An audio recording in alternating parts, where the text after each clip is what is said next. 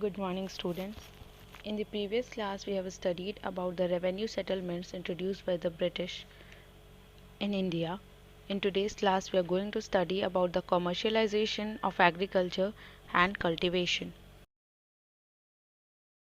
Commercialization of agriculture and cultivation. The term commercialization means production of something for sale in the market. Commercialization of agriculture simply means that a peasant grows more than he and his family can consume and he sells the rest in the market. It usually happens in an economy where the land revenue demand is in cash and not as a part of the produce. In India, after the various land revenue settlements were put in place, the commercialization of agriculture took place.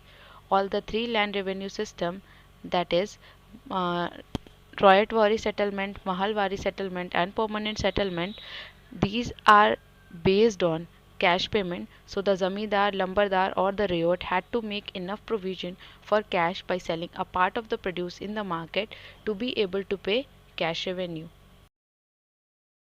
Secondly, as a direct rule of the land revenue settlements, there was also a rapid commercialization of land.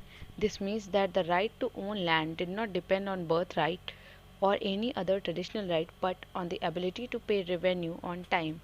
In case of default, the land would be put up for auction.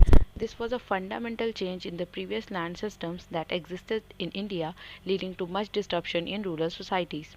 The third change was brought about in the rural areas by the forced cultivation of some commercial crops, sometimes referred to as plantation crops. Peasants were forced to cultivate high value commercial crops. These crops were not needed locally and were meant only for export. In the first phase of colonial rule, opium and indigo were the main commercial crops. Opium was cultivated in western India and exported to China in exchange of Chinese tea. Indigo was cultivated mainly in Bengal province and exported to Britain and Europe, helping the company make huge profits. America was the only other country that produced indigo in large quantity. However, after became independent in 1776, supplies to Britain is stopped by the America. So the company turned to its newly occupied colony of Bengal to ensure supplies of indigo. From the middle of the 19th century, however, the demand for new types of commercial crops rose. Jute, cotton, and rubber were now needed from India to meet the needs of industrial revolution in England.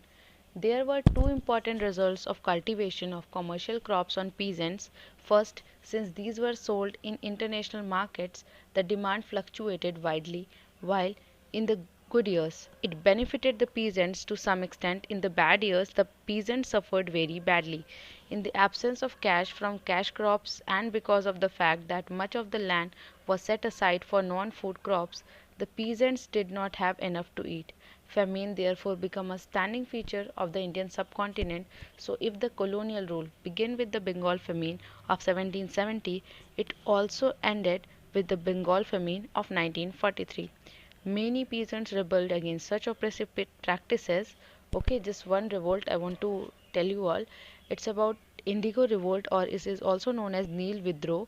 Indigo is a dye. It was a major item of international trade from the 16th to the late 19th century, although it has other uses apart from dyeing, mainly medicinal uses.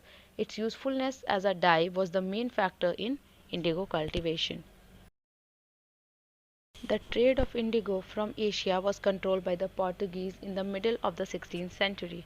The Spanish established hundreds of commercial indigo establishments in their colonies in North America. In the 17th and 18th centuries, Central America indigo became very successful product. In their Caribbean and North American colonies, the French and the British set up successful indigo industries. The Dutch set up their indigo industries in Java. In the beginning of the 19th century, the Central American indigo trade collapsed because of a war between England and Spain. After the American Revolution, the British lost their control over North India indigo, thus there was a crisis in the global indigo market. The British textile industry was largely dependent on indigo produced in India. By the 13th century, Indian indigo was being used by cloth manufacturers in Italy, France, and Britain to dye cloth. However, only small quantity of Indian indigo reached the European market and its price was very high. European cloth manufacturers therefore had to depend on other plant called woad, which was easily available in Europe. However, European cloth manufacturers preferred Indian indigo rather than European woad as indigo produced a rich blue color whereas woad produced a pale and dull blue color. Bengal was one of the surviving regions unhindered by this sharp drop in global indigo production and trade. As labor was cheap in Bengal, indigo could be produced in large quantities. The EEIC began to look for ways to expand area under indigo cultivation. The prospects of huge profits led many officials of the company to invest in indigo cultivation. That's it for today's class. Thank you.